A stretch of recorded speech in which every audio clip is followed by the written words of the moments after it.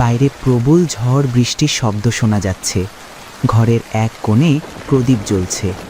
মহারাজ জয়বর্ধন জানালার পাশে দাঁড়িয়ে বাইরের অন্ধকারের দিকে তাকিয়ে আছেন। রানী কল্যাণী একটি ছোট রাজকীয় লকেট হাতে নিয়ে স্তব্ধ হয়ে আছেন। আজ রাজকুমারী পূর্ণিমা হারিয়ে যাওয়ার ২০ বছর পূর্ণ হলো। ২০ বছর, ঠিক আজকের মতোই এক অভিশপ্ত রাতে আকাশ ভেঙে বৃষ্টি নেমেছিল। আমার আজও মনে আছে সেই ছোট্ট ৫ বছরের পূর্ণিমা ভয়ে আমার হাতটা শক্ত করে ধরেছিল, কিন্তু সেই মায়াবী মনের ঝড় যেন তাকে আমার হাত থেকে ছিনিয়ে নিয়ে গেল। কেন বারবার বলেন ও হারিয়ে গেছে? আমার মন বলে পূর্ণিমা হারিয়ে যায়নি, ওই প্রকৃতির কোথাও না কোথাও আছে।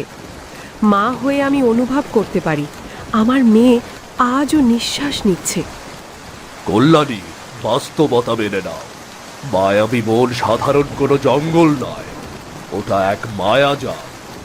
যে শিশু সেখানে পথ হারায়, হিংস্র পশু আর অশরীরী ছায়া তাকে নিমেষেই শেষ করে দেয়। ২০ বছর পর কোনো মানুষ সেখান থেকে ফিরে আসে। আমি ওকে মৃত ঘোষণা করেছি বহু বছর আগে।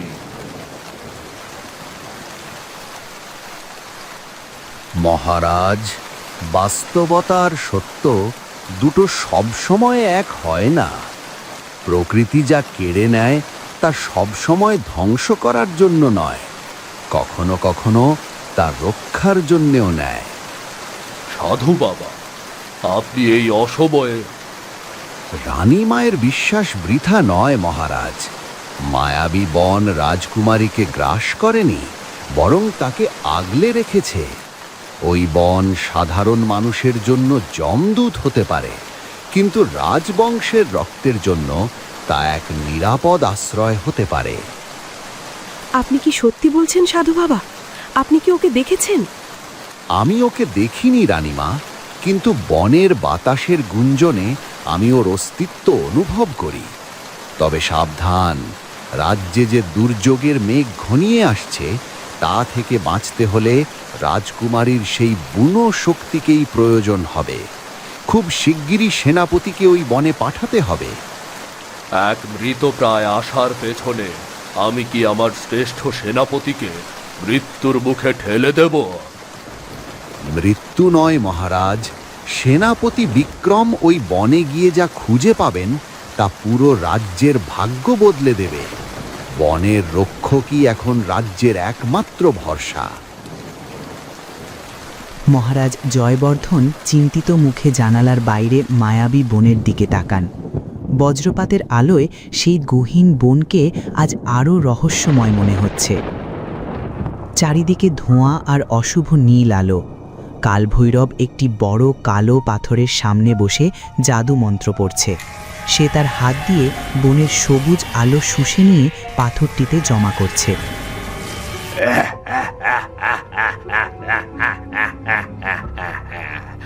এই মায়াবী বনের প্রতিটি গাছের প্রাণ শক্তি এখন আমার হাতের মুঠোয়।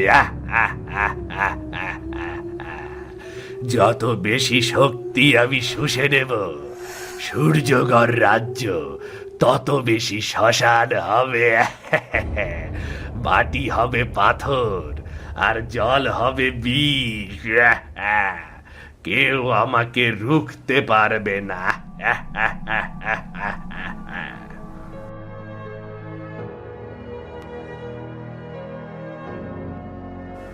মন্ত্রী, প্রজাদের অবস্থা কতটা শোচনীয়? মহারাজ, অবস্থা ভয়াবহ। গত ৩ মাস এক ফোঁটা বৃষ্টি হয়নি। নদী শুকিয়ে কাঠ। এক রহস্যময়ী মহামারীতে গ্রামের পর গ্রাম উজাড় হয়ে যাচ্ছে। মানুষ বলছে এটা মায়াবী বনের কোনো অভিশাপ। না মন্ত্রী, বন কখনো অভিশাপ দেয় না। ২০ বছর আগে আমার মেয়েকেও বনই আগলে রেখেছিল। এই বিনাশের পেছনে অন্য কোনো অশুভ শক্তি আছে। মহারাজ, রানীমা ঠিকই ধরেছেন। বনের গভীরে কাল ভৈরব তার অশুভ জাদু মন্ত্র দিয়ে বনের আত্মা চুরি করছে। বন যন্ত্রণায় কাঁতারাচ্ছে, আর সেই যন্ত্রণার প্রভাব পড়ছে আপনার রাজ্যে। তবে কি আমাদের ধ্বংস অনিবার্য? কোনো উপায় নেই সাধু বাবা? উপায় আছে মহারাজ, কিন্তু কাল ভৈরবের এই কালো জাদুর প্রাচীর ভেদ করার শক্তি কোনো সাধারণ সৈন্যের নেই। একমাত্র বনের সন্তান, যার রক্তে রাজকীয় আভিজাত্য আর যার আত্মায় বনের জাদু মিশে আছে, সেই পারবে এই বিপদ থামাতে। বনের সন্তান? এই রুক্ষ প্রকৃতির মাঝে কোনো মানুষের সন্তান কিভাবে বেঁচে থাকবে? সে বেঁচে আছে। 20 বছর ধরে বন তাকে নিজের কন্যার মতো বড় করেছে। সে পশু পাখির ভাষা বোঝে, গাছের কান্না শুনতে পায়। মহারাজ, সেনাপতি বিক্রমকে পাঠান, তাকে খুঁজে বের করতেই হবে, নতুবা সূর্যগড় মানচিত্র থেকে মুছে যাবে। মহারাজ জয়বর্ধন সেনাপতিকে ডাকার জন্য মন্ত্রীকে ইশারা করেন। বাইরে এক বিকট বজ্রপাতের শব্দ শোনা যায়, যেন কোনো অশনি সংকেত।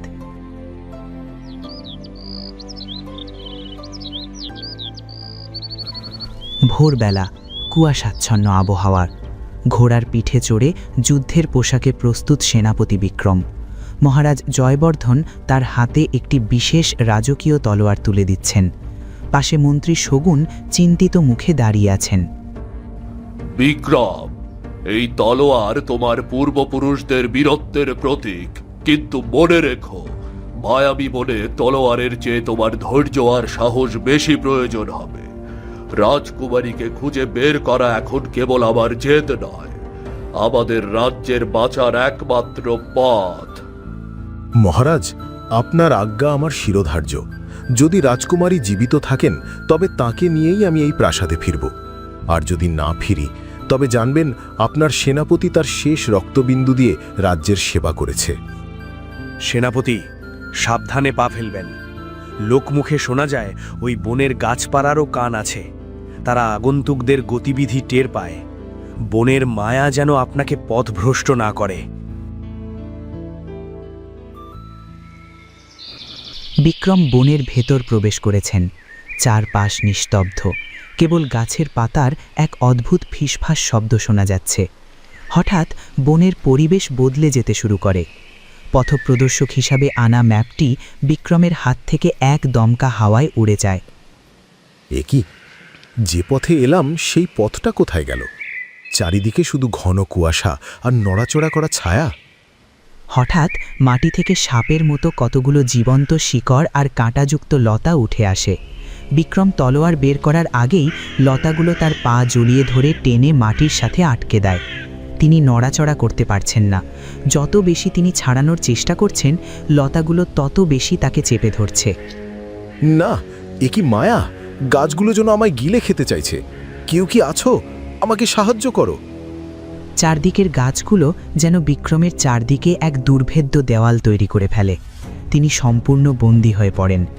এমন সময় দূরে একটি হালকা সুর ভেসে আসছে, যা শুনে বনের আক্রমণাত্মক লতাগুলো কিছুটা শান্ত হতে শুরু করে। বিক্রম অস্পষ্টভাবে দেখতে পান একটি মেয়েলি অবয়ব তার দিকে এগিয়ে আসছে। শেষ পর্যন্ত কোনো পশুর খাদ্য হয়েই মরতে হবে। ক্ষমা করবেন মহারাজ, আমি ব্যর্থ। থামো সেবা, ও শত্রু নয়, ও অভুক্ত আর পথহারা। ওকে ভয় দেখিও না। বিক্রম চোখ খুলে দেখেন তরুণী হালকা চালে আসছে। তার গলায় একটি পুরনো রাজকীয় লকেট। বাঘটি তার পায়ের কাছে বিড়ালের মতো আদুরে ভঙ্গিতে বসে পড়ে। মেয়েটি বাঘের কানে নিচু স্বরে কিছু একটা বলে, আর বাঘটি মাথা নেড়ে বনের অন্ধকারে মিলিয়ে যায়। এ কি দেখছি আমি? আপনি আপনি এই বন্য পশুর সাথে কথা বলছেন? ও আপনার কথা শুনল? এই বন ওদের ঘর। আপনি এখানে অনাহুত। ঘর বাঁচাতে ওরা আক্রমণ করবেই। আপনি কে? কেন এই বিপজ্জনক সীমানায় এসেছেন? আমি সূর্যগড় রাজ্যের সেনাপতি বিক্রম। আমি এই বনের রহস্য আর আমাদের হারিয়ে যাওয়া রাজকুমারীকে খুঁজতে এসেছি। কিন্তু আপনি কে? এই বনের গভীরে একা কিভাবে থাকেন? আমি একা নই। এই গাছপালা, এই পশু পাখি, এরাই আমার পরিবার। আমি এখানকার ভাষা বুঝি, ওদের দুঃখ বুঝি।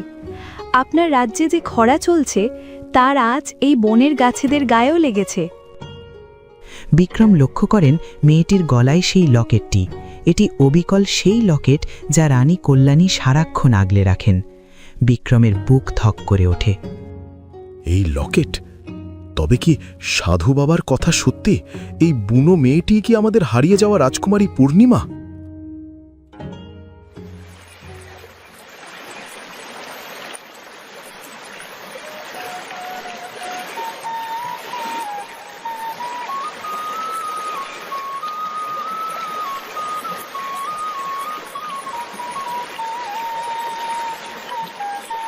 এই লকেট, এই সূর্যের চিহ্ন আর মাঝখানে বসানো নীলকান্ত মণি, এটা তো সূর্যগড় রাজবংশের অতি গোপন এবং পবিত্র সূর্য পদক। এ তো কোনো সাধারণ অলংকার নয়। এটা কিসের পদক আমি জানি না। জ্ঞান হওয়ার পর থেকেই এটি আমার গলায় আছে। আমি যখন ছোট ছিলাম এই বনের মা হরিণ আমাকে আগলে রেখেছিল। সেই হয়তো জানে এটা কোথা থেকে এসেছে। না, এটিই আপনার পরিচয়। আজ থেকে ২০ বছর আগে এক ঝড়ের রাতে মহারাজ জয়বর্ধনের একমাত্র কন্যা পূর্ণিমা এই মায়াবী বনে হারিয়ে গিয়েছিল। মহারানী কল্যাণী আজও আপনার জন্য চোখের জল ফেলছেন। আপনি সেই হারিয়ে যাওয়া রাজকুমারী পূর্ণিমা। রাজকুমারী প্রাসাদ? না, আপনি ভুল করছেন সেনাপতি। আমি এই বনের অংশ। এই মাটি আমার মা, এই আকাশ আমার বাবা। প্রাসাদের পাথুরে দেয়াল আমার জন্য নয়। আমি কোনো মানুষের সন্তান নই, আমি প্রকৃতির সন্তান। কিন্তু আপনার রক্তের রাজকীয় তেজ আছে। আপনার চোখে আমি মহারাজের ছায়া দেখতে পাচ্ছি। আপনার রাজ্য এখন বিপদে। কাল ভৈরবের কালো জাদু আপনার রাজত্বকে মরুভূমি বানিয়ে দিচ্ছে। আপনার কি আপনার প্রজাদের প্রতি কোনো মায়া নেই? প্রজারা কি আমার পশু পাখিদের মতো নয়? ওরা কেন কষ্ট পাচ্ছে? কারণ কাল ভৈরব বনের প্রাণ শক্তি চুরি করছে, যা আসলে আপনার এবং আপনার রাজ্যের প্রাণ। আপনি ফিরে না গেলে এই বন এবং রাজ্য দুটোই শেষ হয়ে যাবে।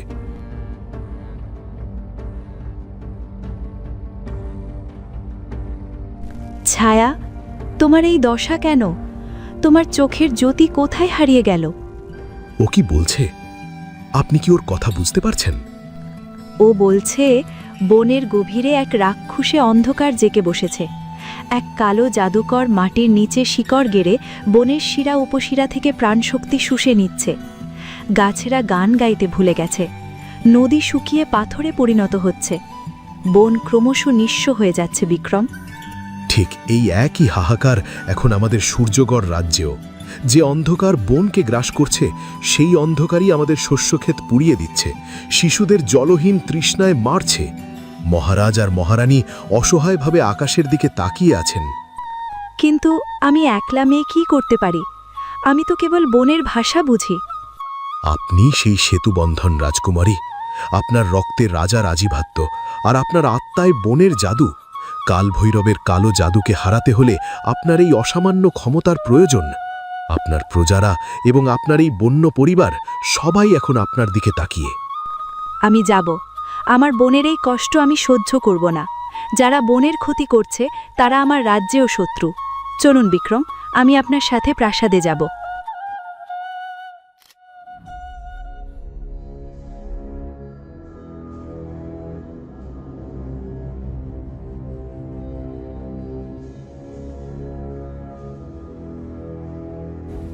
পূর্ণিমা, আমার মা।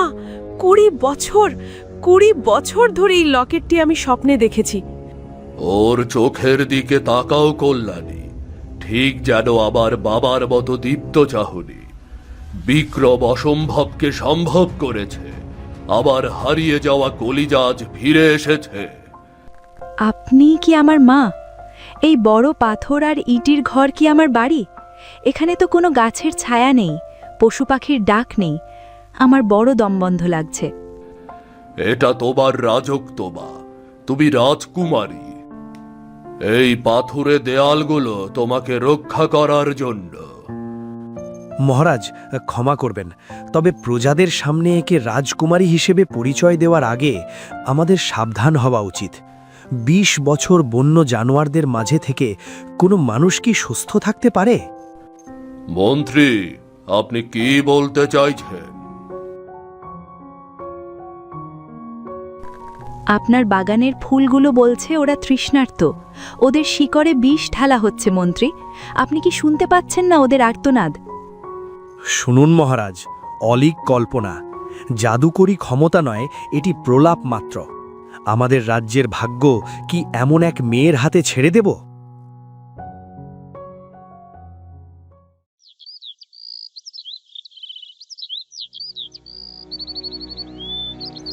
মহারাজ, এই দানবদের ওপর সাধারণ অস্ত্র কাজ করছে না। এরা কাল ভৈরবের তৈরি মায়াবী মরীচিকা। আমি বলেছিলাম এই মেয়েটি অশুভ, ও আসার পরেই এই বিপদ শুরু হয়েছে। ওকে আমাদের হাত থেকে কেড়ে নিতে এই দানবরা এসেছে। সেনাপতি, তবে কি আজ আমাদের বিনাশ নিশ্চিত? সেনাপতি, যারা মাটির বুক থেকে জন্ম নেয়নি তাদের এই পবিত্র মাটিতে ঠাঁই নেই। আমার বন্ধুরা, এসো, এই অন্ধকার দূর করো।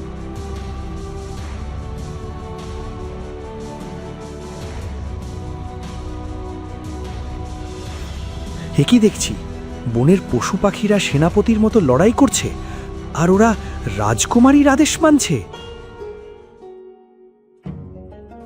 দেখলেন তো মন্ত্রী, এটি কোনো অলীক কল্পনা নয়। রাজকুমারী আমাদের রাজ্যের আসল রক্ষক।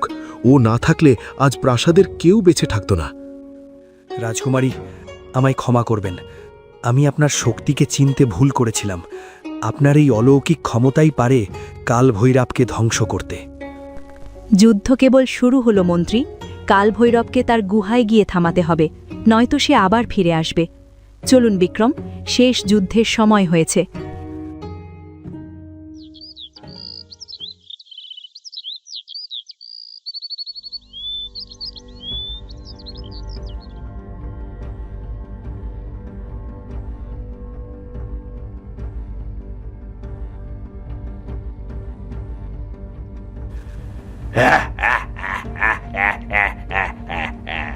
মূর্খ সেনাপতি, এই বনের সমস্ত প্রাণ শক্তি এখন আমার নিয়ন্ত্রণে।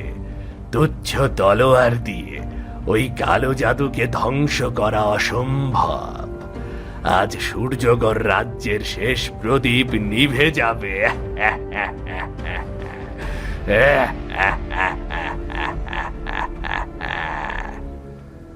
আপনি বনের শক্তি চুরি করতে পারেন জাদুকর, কিন্তু বনের আত্মাকে কোনোদিন জয় করতে পারবেন না। হে বনের আদিম শক্তি, জাগ্রত হও। এই পরগাছাকে উপড়ে ফেলো যে তোমাদের শিকড় থেকে রক্ত শুষে নিচ্ছে। আমি তোমাদের কন্যা আদেশ দিচ্ছি, শত্রুকে ঘিরে ধরো।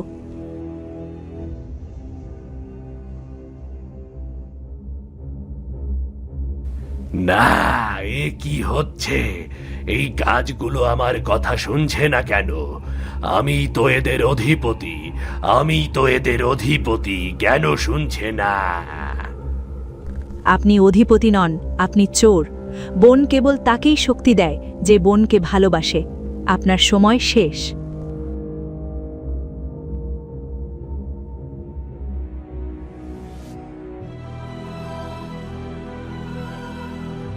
আজ প্রকৃতিই তার বিচার করল।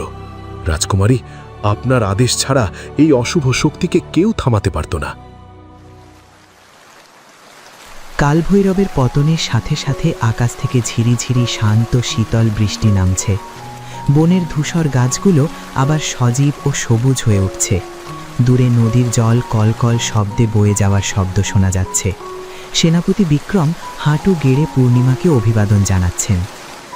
রাজকুমারী, দেখুন, রাজ্যে বৃষ্টি নামছে। প্রকৃতির অভিশাপ কেটে গেছে। প্রজারা আজ আনন্দে মেতে উঠেছে। চলুন, মহারাজ আপনার অপেক্ষায় আছেন।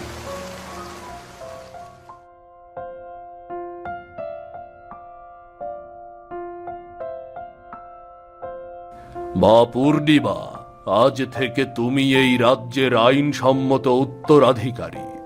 এই সিংহাসন আর প্রাসাদ এখন তোমার। পিতা, আমার দেহ এই প্রাসাদে থাকলেও আমার আত্মা ওই মায়াবী বনের। রাজকুমারী হিসাবে আমি আমার দায়িত্ব পালন করব, কিন্তু আমি কোনো চার দেয়ালের বন্দিনী হব না। তুমি কি করতে চাও মা? আমি হব মানুষ আর প্রকৃতির মাঝে এক সেতু বন্ধন।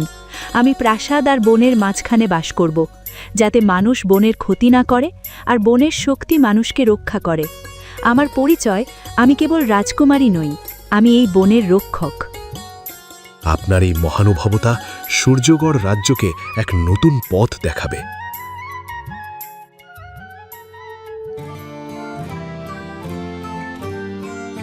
পূর্ণিমা প্রাসাদের বারান্দা থেকে বনের দিকে তাকিয়ে হাত নাড়ে। দূরে মায়াবী হরিণ ছায়াকে দেখা যায়। সে মাথা নুইয়ে তার বন্ধুকে সম্মান জানাচ্ছে। রাজ্যে ফিরে আসে চিরস্থায়ী শান্তি।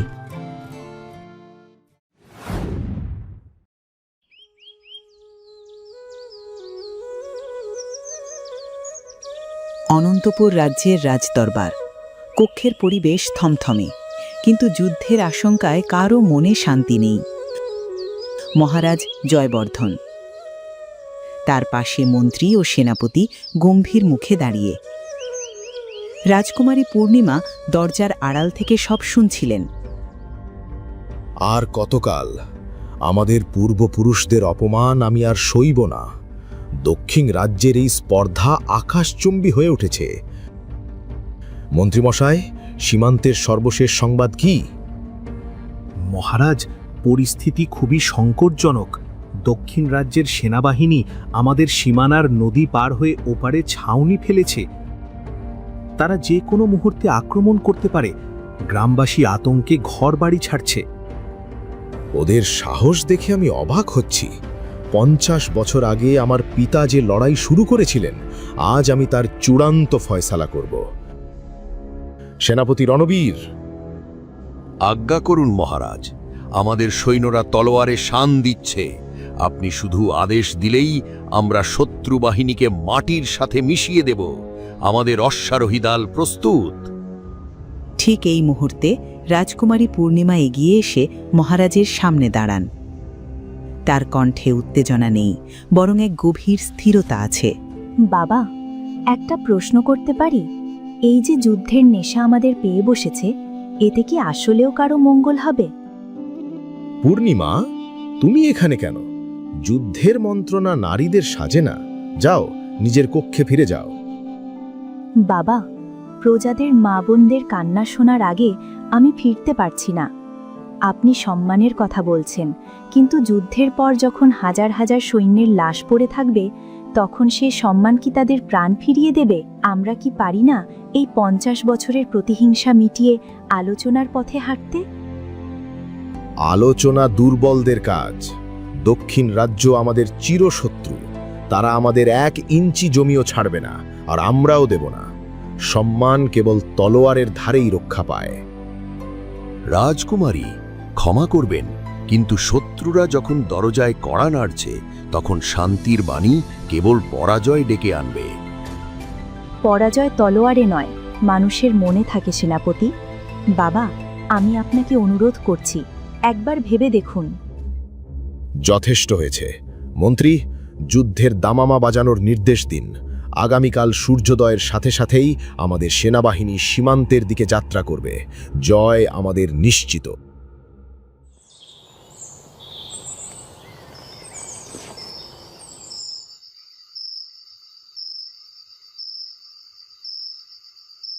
রাজকুমারী, রাত অনেক হয়েছে, হিমেল হাওয়া বইছে।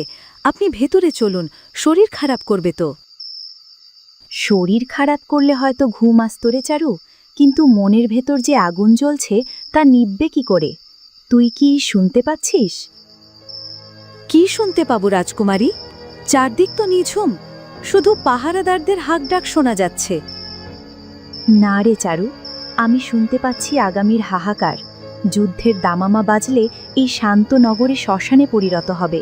কাল সকালে যখন বাবার সৈন্যরা যুদ্ধের ময়দানে রওনা হবে, তখন কত মা তাদের সন্তানকে শেষবারের মতো দেখবে, কত স্ত্রী বিধবা হবে। তুই কি তা কল্পনা করতে পারিস? আমরা তো সাধারণ মানুষ রাজকুমারী, রাজার আদেশই আমাদের ভাগ্য। মহারাজ তো বলছেন এটা আমাদের রাজ্যের সম্মানের লড়াই। সম্মান? মানুষের লাশের ওপর দাঁড়িয়ে যে জয় আসে, তাকে কি সম্মান বলে চারু? একটা ভুল বোঝাবুঝি বা পুরনো জেদের জন্য নিরপরাধ মানুষের রক্ত ঝরবে? এটা আমি মেনে নিতে পারছি না। যুদ্ধের কোনো পক্ষই আসলে জেতে না, উভয় পক্ষই আপনজন হারায়। এক রাজ্যের হাসি অন্য রাজ্যের কান্নার ওপর ভিত্তি করে গড়ে ওঠে। কিন্তু আপনি একা কি করতে পারেন? মহারাজ তো আপনার কথা শুনলেন না। সেনাপতিও যুদ্ধের জন্য যুদ্ধের সাজে তৈরি। কথা যখন কাজে আসে না, তখন নতুন পথ খুঁজতে হয়। তলোয়ার যদি মানুষের বুক চিরে রক্ত বের করতে পারে, তবে সত্য কেন মানুষের মনে ক্ষমার উদ্রেক করতে পারবে না? এই যুদ্ধ আমাকে থামাতেই হবে চারু। শুধু সীমানা রক্ষা নয়, মানুষের প্রাণ রক্ষা করাই রাজধর্ম। আপনি কি কোনো ঝুঁকি নিতে যাচ্ছেন? আমি আপনার চোখে অন্যরকম এক সংকল্প দেখতে পাচ্ছি। আমাকে অরণ্যের সেই সাধু বাবার কাছে যেতে হবে। তিনি একবার বলেছিলেন, পৃথিবীর সব যুদ্ধের মূলে থাকে একটি অন্ধকার গোপন সত্য। আমাকে সেই সত্য খুঁজে বের করতে হবে। কাল সূর্যোদয়ের আগেই আমরা গোপনে প্রাসাদ ত্যাগ করব। প্রণাম বাবা, আমি এক মহা সংকটে পড়ে আপনার দ্বারে এসেছি। রাজ্য যুদ্ধের আগুনে পুড়তে চলেছে। আমি অসহায়। আমি জানতাম তুমি আসবে পূর্ণিমা। রাজপ্রাসাদের আরাম ত্যাগ করে এই অরণ্যে আসার সাহস একমাত্র তোমারই আছে। কিন্তু তোমার চোখে তো ভয় নয়, অস্থিরতা দেখছি। বাবা, কাল সকালে মহারাজ যুদ্ধের ময়দানে যাবেন। হাজার হাজার প্রাণ যাবে শুধু এক পুরনো জেদ আর প্রতিহিংসার কারণে। তলোয়ার দিয়ে কি শান্তি আনা সম্ভব? কোনো উপায় কি নেই এই ধ্বংসলীলা থামানোর? মনে রেখো মা, তলোয়ার দিয়ে শরীর জেতা যায়, কিন্তু মন জয় করতে সত্যের মশাল লাগে।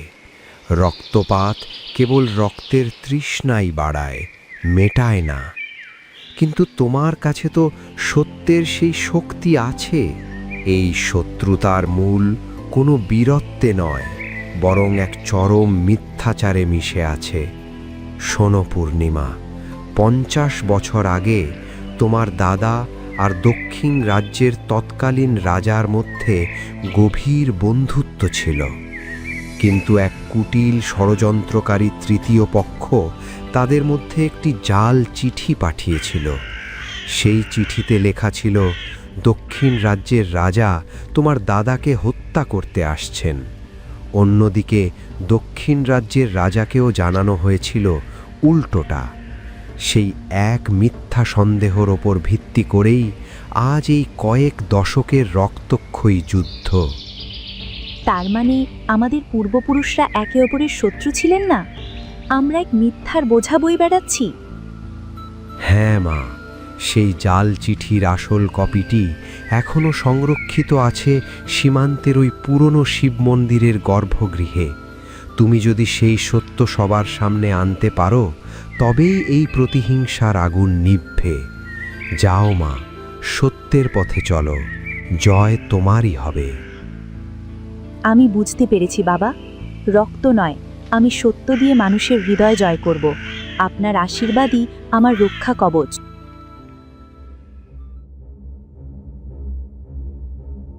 বাবা, থামুন। আপনি যে যুদ্ধের জন্য প্রস্তুত হচ্ছেন, তার ভিত্তি দাঁড়িয়ে আছে এক বিশাল মিথ্যার ওপর। আবার সেই একই কথা পূর্ণিমা।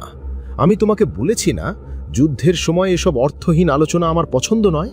যাও, তোমার মায়ের সাথে প্রাসাদের ভেতরে থাকো। না বাবা, এটা অর্থহীন নয়। আমি অরণ্যের সাধু বাবার কাছ থেকে জেনেছি, আমাদের পূর্বপুরুষদের মধ্যে কোনো শত্রুতা ছিল না। এক তৃতীয় পক্ষের ষড়যন্ত্রে জাল চিঠির মাধ্যমে তাদের মধ্যে বিবাদ সৃষ্টি করা হয়েছিল। আমরা এক কাল্পনিক অপমানের প্রতিশোধ নিতে হাজার হাজার প্রাণ বিসর্জন দিতে যাচ্ছি। সাধু সন্ন্যাসীদের গল্প দিয়ে রাজকার্য চলে না পূর্ণিমা। শত্রুর তলোয়ার যখন আমাদের সীমান্তে ঝলকাচ্ছে, তখন এসব পুরনো চিঠির গল্প শোনানো কাপুরুষতা ছাড়া কিছু নয়। আমাদের বংশের সম্মান কি এতই ঠুনকো যে একটা গল্পের উপর ভিত্তি করে আমি পিছিয়ে আসব? মহারাজ, পূর্ণিমা তো কোনোদিন মিথ্যে বলেনি। ও যদি কোনো প্রমাণের কথা বলে থাকে, তবে একবার ভেবে দেখলে কি খুব ক্ষতি হবে? এই যুদ্ধ তো কেবল ধ্বংসই ডেকে আনবে। কল্যাণী, তুমিও কি তবে দুর্বল হয়ে পড়লে? যুদ্ধের ময়দান থেকে পিছু হটা মানে পরাজয় স্বীকার করা। দক্ষিণ রাজ্যের রাজারা আমাদের দুর্বল ভাববে। আমি বেঁচে থাকতে সেটা হতে দেব না। বাবা, জেদ আর সম্মানের তফাতটা বোঝার চেষ্টা করুন। আপনি যদি এই মিথ্যা যুদ্ধ লড়েন তবে ইতিহাসের পাতায় আপনি বীর নন, একজন ভুল পথপ্রদর্শক হিসেবেই পরিচিত হবেন। যথেষ্ট হয়েছে। আমার সিদ্ধান্ত অটল। কাল ভোরে আমি নিজে সেনাদল নিয়ে রণক্ষেত্রে যাব। পূর্ণিমা, তুমি রাজকুমারী হিসাবে নিজের মর্যাদা বজায় রাখো। অনন্তপুরের বীর সেনারা, আজ আমাদের সম্মানের পরীক্ষা। কয়েক দশকের সেই অপমানের ইতিহাস মুছে দেওয়ার সময় এসেছে। এক কদমও পিছু হটা চলবে না। মনে রেখো, জয় ছাড়া আমাদের আর কোনো গন্তব্য নেই। জয় মহারাজ জয়বর্ধনের জয়, জয় অনন্তপুরের জয়।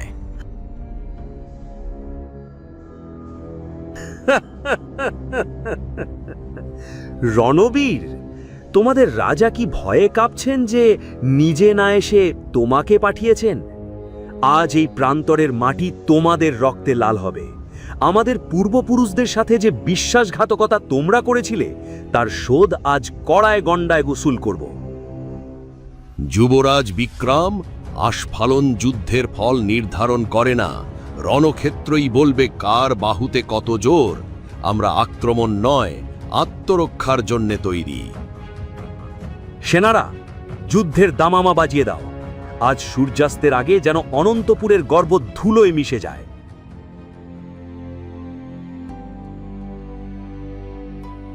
রাজকুমারী পূর্ণিমা, আপনি এখানে কেন? সরে যান রাজকুমারী, যে কোনো মুহূর্তে যুদ্ধ শুরু হয়ে যাবে। এটা আপনার নিরাপত্তার জায়গা নয়। এ কি দেখছি? অনন্তপুরের বীরেরা কি এখন রাজকুমারীদের ঢাল হিসাবে ব্যবহার করছে? রাজকুমারী, আপনি কি জানেন আপনি মৃত্যুর মুখে দাঁড়িয়ে আছেন? আপনার হাতে তো কোনো অস্ত্রও নেই। অস্ত্র দিয়ে শরীর রক্ষা করা যায় যুবরাজ, কিন্তু সত্য রক্ষা করতে অস্ত্রের প্রয়োজন হয় না। আমি এখানে মরতে আসিনি, আমি এসেছি এই অন্ধ প্রতিহিংসার অবসান ঘটাতে। রাজকুমারী, মহারাজ জানলে অনর্থ হবে। আপনি ফিরে যান। যুদ্ধের দামামা বেজে গেছে, এখন আর ফেরার পথ নেই। পথ আমরা তৈরি করি না বলেই আমরা অন্ধকারের দিকে ছুটি। যুবরাজ বিক্রম, আপনি কি একবারও ভেবে দেখেছেন কেন আমরা লড়ছি? আমাদের পূর্বপুরুষদের অপমানের প্রতিশোধ নিতে। তোমাদের রক্তই কেবল সেই কলঙ্ক মুছতে পারে। যদি আমি প্রমাণ করি যে সেই অপমান কোনোদিন ঘটেইনি, যদি আমি দেখাই যে এই যুদ্ধ কেবল একটি সুপরিকল্পিত মিথ্যার ওপর দাঁড়িয়ে আছে, যুবরাজ, আপনি কি একজন বিচারক হিসাবে 10টি মিনিট সময় দেবেন, নাকি একজন হত্যাকারী হিসাবে যুদ্ধ শুরু করবেন? তলোয়ার নামান যুবরাজ, কারণ আপনার এই তলোয়ার আজ যার বিরুদ্ধে উঁচিয়ে ধরেছেন তিনি কোনো শত্রু ছিলেন না। আপনি যাকে বিশ্বাসঘাতকতা বলছেন তা আসলে এক চরম নিষ্ঠুর ষড়যন্ত্র ছিল। মিথ্যা! আমাদের রাজকীয় নথিতে পরিষ্কার লেখা আছে কিভাবে তোমাদের রাজবংশ আমাদের সাথে প্রতারণা করেছিল। নথিতে যা লেখা আছে তা এক ষড়যন্ত্রকারীর হাতের লেখা, কোনো রাজার নয়। যুবরাজ, 50 বছর আগে আপনার দাদা আর আমার দাদা পরম বন্ধু ছিলেন। তারা চেয়েছিলেন দুই রাজ্যকে এক করে একটি মহান সাম্রাজ্য গড়তে, কিন্তু দক্ষিণ রাজ্যের তৎকালীন এক উচ্চাভিলাষী সেনাপতি নিজে রাজা হওয়ার স্বপ্নে বিভোর ছিলেন। রাজকুমারী, আপনি কি বলছেন? এমন কথা তো আমরা আগে কখনো শুনিনি। কারণ এটা গোপন রাখা হয়েছিল। সেই সেনাপতি দুই রাজাকে দুটি জাল চিঠি পাঠিয়েছিলেন। আপনার দাদাকে জানানো হয়েছিল যে আমার দাদা তাকে শিকারে ডেকে নিয়ে হত্যার পরিকল্পনা করছেন, আর আমার দাদাকে জানানো হয়েছিল ঠিক উল্টোটি। তারা একে অপরের মুখোমুখি হয়েছিলেন ঠিকই, কিন্তু যুদ্ধের জন্য নয়, একে অপরের ওপর অভিমানে। আর সেই সুযোগে গোপন ঘাতকেরা তাদের ওপর হামলা চালিয়েছিল। এতে কোনো প্রমাণ আছে আপনার কাছে, নাকি কেবল মন গড়া গল্প বলে সময় নষ্ট করছেন? প্রমাণ আছে যুবরাজ। সীমান্তের শিব মন্দিরের গর্ভগৃহে সেই আসল চিঠির প্রতিলিপি আর ষড়যন্ত্রকারীর স্বীকারোক্তি লুকানো আছে। আমি চাইলেই পারি যুদ্ধ করতে, কিন্তু আমি চাই না আরও কোনো পরিবার মিথ্যার দায়ে অনাথ হোক। আপনি কি নিজের চোখে সেই সত্য দেখতে চান, নাকি এক মিথ্যার বোঝা বয়ে অমর হতে চান? পূর্ণিমা, এসব কিসের নাটক? রণক্ষেত্রে এসে শত্রুর সাথে শাস্ত্র আলোচনা বন্ধ করো। বাবা, এটা নাটক নয়, এটা আমাদের ইতিহাসের আসল চেহারা। এই দেখুন, 50 বছর আগের দুই রাজ্যের যৌথ শিলমোহর দেওয়া এই সন্ধিপত্র সীমান্তের শিব মন্দিরের গোপন প্রকোষ্ঠে লুকানো ছিল। এতে তো লেখা আছে বন্ধুত্ব চিরস্থায়ী হোক, আর নিচে একই আমাদের তৎকালীন সেনাপতি দুর্জয় সিংয়ের ষড়যন্ত্রের বিস্তারিত বিবরণ দেওয়া আছে এখানে। হ্যাঁ যুবরাজ, ওই সেনাপতি চেয়েছিলেন দুই রাজাকে একে অপরের হাতে নিধন করে নিজেই ক্ষমতা দখল করতে। যখন দুই রাজা নিজেদের ভুল বুঝতে পারেন, তখন তারা একসাথে এই সত্যটি লিখে গিয়েছিলেন। কিন্তু ষড়যন্ত্রকারীরা তাদের হত্যা করে এই সত্যটি ধাপাচাপা দেয় এবং রাজ্যে রাজ্যে রটিয়ে দেয় যে তারা একে অপরের বিশ্বাসঘাতকতার শিকার। তার মানে দীর্ঘ 50 বছর ধরে আমি আমার পরম বন্ধুর উত্তরাসূরিদের রক্ত ঝরানোর শপথ নিয়েছি। যে বন্ধুত্বের জন্য বাবা প্রাণ দিয়েছিলেন, আমি তাকেই ধ্বংস করতে যাচ্ছিলাম। আমরা সবাই এক ভয়ানক মিথ্যাল দাস হয়েছিলাম রাজকুমারী। প্রতিশোধের নেশায় আমরা সত্য দেখার চোখ হারিয়ে ফেলেছিলাম। এই রক্তক্ষয় ছিল সম্পূর্ণ অর্থহীন। রক্ত দিয়ে কোনোদিন শান্তি কেনা যায় না। আজ সত্যের আলোয় সেই অন্ধকারের অবসান হলো। মহারাজ, আমি ক্ষমা চাইছি। আমার পূর্বপুরুষদের রক্তের যে প্রতিশোধ নিতে আমি এসেছিলাম, তা ছিল এক মরীচিকার পেছনে ছোটা। সত্য জানার পর এই তলোয়ার ধরা আমার কাছে এখন পাপের সমান। অপরাধী তো আমিও বিক্রম। আমি অন্ধ হয়েছিলাম বংশের সম্মানের অহংকারে। রাজধর্ম ভুলে প্রতিহিংসার আগুনে প্রজাদের জীবন আহুতি দিতে চেয়েছিলাম।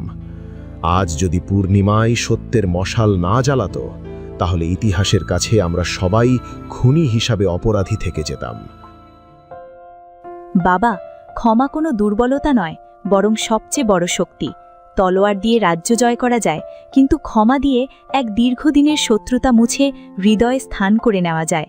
আজ থেকে আমাদের মধ্যে আর কোনো সীমানা নেই, কেবল বন্ধুত্বের সেতু থাকবে। বীর সেনারা, আজ আর কোনো যুদ্ধ হবে না। আজ আমরা আমাদের হারানো ভাইদের ফিরে পেয়েছি। যুদ্ধের দমামা নয়, আজ আনন্দের শঙ্খধ্বনি বাজুক। আজ থেকে উত্তর আর দক্ষিণ রাজ্য আর আলাদা নয়, আমরা এক পরিবার। আজ আমার জীবনের শ্রেষ্ঠ দিন। অতীতে আমি অনেক যুদ্ধ জয় করেছি, অনেক ভূখণ্ড দখল করেছি, কিন্তু সেই জয়ের স্বাদ ছিল রক্তের গন্ধে ভরা। আজ আমার কন্যা যা অর্জন করেছে, তা কোনো রাজা কোনোদিন পারেনি। সে তলোয়ার ছাড়াই এক বিশাল শত্রুতাকে চিরতরে স্তব্ধ করে দিয়েছে। মা আমার, তুই আজ প্রমাণ করেছিস যে মমতা এবং সত্যের শক্তি তলোয়ারের চেয়েও ধারালো। তুই শুধু আমাদের রাজ্যকে নয়, হাজার হাজার মায়ের বুক খালি হওয়া থেকে বাঁচিয়েছিস। এই জয় আমার একা নয় বাবা, এই জয় সত্যের, এই জয় ক্ষমার। যুদ্ধজয়ী হতে হলে তলোয়ার চালানো শেখার চেয়েও মানুষের মন পড়া শেখা বেশি জরুরি। আজ থেকে আমাদের এই শান্তি যেন অক্ষয় থাকে।